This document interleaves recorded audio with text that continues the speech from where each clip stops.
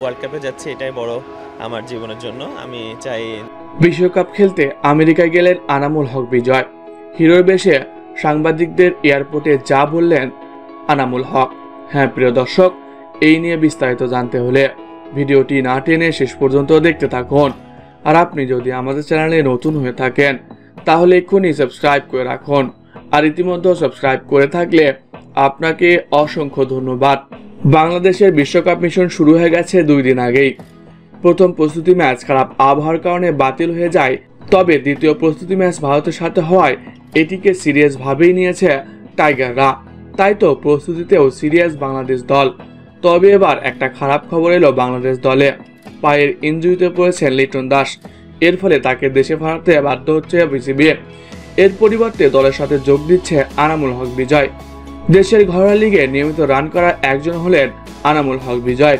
প্রায় প্রতি বছরই সে সর্বোচ্চ রান করেন, কিন্তু বাংলাদেশ দলে লিটন শান্ত যেভাবে সুযোগ পায় সেভাবে সুযোগ পাননি কোনোদিনও আনামুল হক বিজয়। প্রায় এশিয়া কাপ থেকে শুরু করে সকল সিরিজে আনামুল হক দলে জায়গা পেয়েছিল, কিন্তু তাকে কোনো ম্যাচ খেলার সুযোগ দেওয়া হয়নি।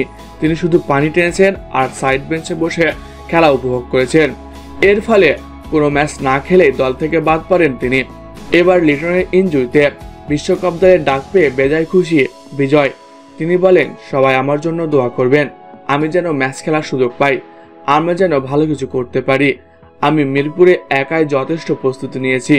আমি বড় বড় ছক্কা মারা ও 4 মারার চেষ্টা করেছি। আমি আমার স্ট্রাইক রেট নিয়ে কাজ করেছি। আমি দলের সুযোগ পেলে নিজেকে প্রমাণের চেষ্টা করব এবং বাংলাদেশ দলকে একটা ভালো জায়গায় নিয়ে যাওয়ার চেষ্টা করব। যেহেতু আমি দীর্ঘদিন যাবৎ খেলার মধ্যেই আছি, ম্যাচ না খেললেও আমি ঘরোয়া লিগে নিয়মিত রান করে যাচ্ছিলাম। আন্তর্জাতিক ম্যাচ না খেললেও আমি ঘরোয়া লিগে নিয়মিত ম্যাচ খেলেছি। তাই আমি যদি সুযোগ পাই তাহলে ভালো কিছু করারই চেষ্টা করব। তো প্রিয় দর্শক, লিটনের বদলি হিসেবে যুক্ত হচ্ছে আনামুল হক বিজয়। এটা দেখে আপনার মতামত কি কমেন্ট বক্সে জানিয়ে দিন। এছাড়া খেলাধুলার সকল আপডেট সবার আগে পেতে হলে আমাদের চ্যানেলটি সাবস্ক্রাইব করতে ভুলবেন না। ধন্যবাদ সবাইকে।